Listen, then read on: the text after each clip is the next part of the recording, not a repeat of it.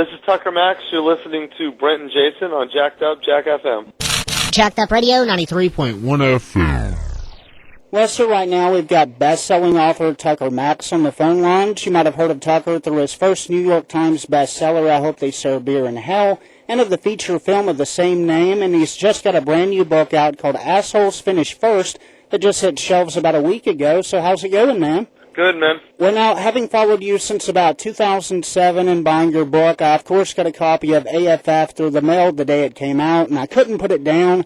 Ended up reading it in about a day and a half. I finally let Jason here borrow it like 2 days ago, and so he's read a little bit of it. But for people who aren't familiar with your work, what would you say a good summary would be for what the book's about?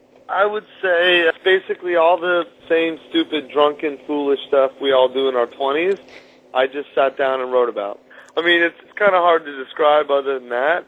If you go to my website, tuckermax.com, you can read a couple of the stories. People usually either love it or hate it, so I would definitely read a little bit of it before you buy the book. Also, you're tour promoting the book right now, so how's that going? It's going great, man. Book signings are always good. Tons of people come out. They're cool, and we get pictures and sign stuff, and it's always a good time. Do you ever get any crazy hardcore fans come up and ask for something ridiculous? Yeah. I mean, of course. Like, girls want me to sign their tits, or guys want me to sign, like, liquor bottles, or, I mean, all kinds of stuff. So where are you at right now? Are you in Ohio, I think, or? I am in a hotel in Cleveland, Ohio right now. Okay. Well, now, one question I had for you, in AFF, there's a part in the Tucker Fest story where you go to one of your first celebrity gigs as a judge for a bikini-top contest at a wrestling show, and I'm sure you'll correct me if I'm wrong, but upon arriving, you were sort of, I guess, shocked and in disbelief at the appearance and nature of some of your fans. So you describe in that story and in others, sometimes as nerds and losers, and felt that you were selling out by actually not calling them out, and that you were taken aback at your fan base. So I guess my question is, are you opposed to the nerdy or dorky type of people out there, which admittedly might even include myself, but just because of who they are or because you think they want it from you? Yeah, I know what you're asking. That was a very specific, special sort of circumstance. Like, it wasn't just, they weren't just fans. Like, they were people who, at the time, I had a message board up on my site, right? Mm-hmm. And these were people who were all very active on that message board, and people who all portrayed themselves to be just like me and my friends. And so I thought, like, I was going to go hang out with a bunch of people who were just like me and my friends, And it wasn't like, if I meet someone at a book signing, I don't care if they're fat, skinny, dumb, smart, tall, short, whatever. It doesn't matter. They're a fan. I'm always going to be cool to them, and we're going to interact in that way.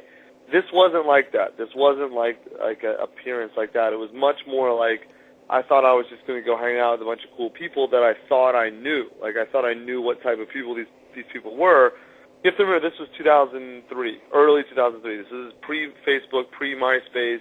This is before anyone really kind of figured out that, like, before I realized that, people lie about themselves on the internet. Yeah. This is still very early, and it's still very early in the history of the internet. And it was just the first time I had ever experienced anything like that on sort of a mass scale.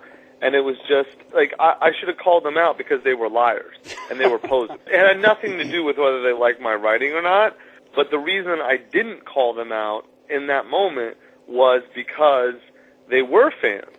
So it was like I was treating them differently because, they liked my writing, and that's basically lying to yourself. That's selling out, to yourself in a way.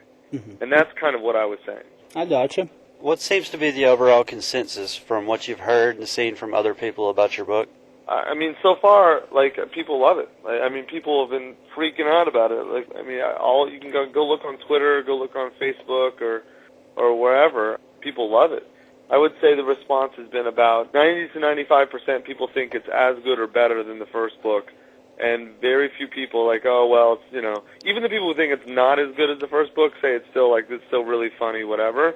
Right. I've hardly, and nothing's ever unanimous, but there's been very few people, shockingly few people, who don't like this book, which is almost like that's great, but in a way it kind of sucks because now, like, I've set the bar high again for myself, so it's like my third book now has to be just as good or better. It's like great, But whatever. That's a problem you want to have, I guess. Yeah, I was going to say, like, I personally thought the second book actually topped the first one in terms of more stories, more pictures, and all that. And my personal favorite from the book is actually the Tuckerfest story, which is partly why I asked you about that.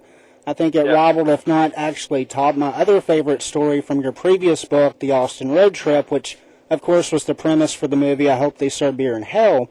So on that, do you have a favorite story from this book? And are you currently going around in an RV on this tour, and what kind of condition is it in?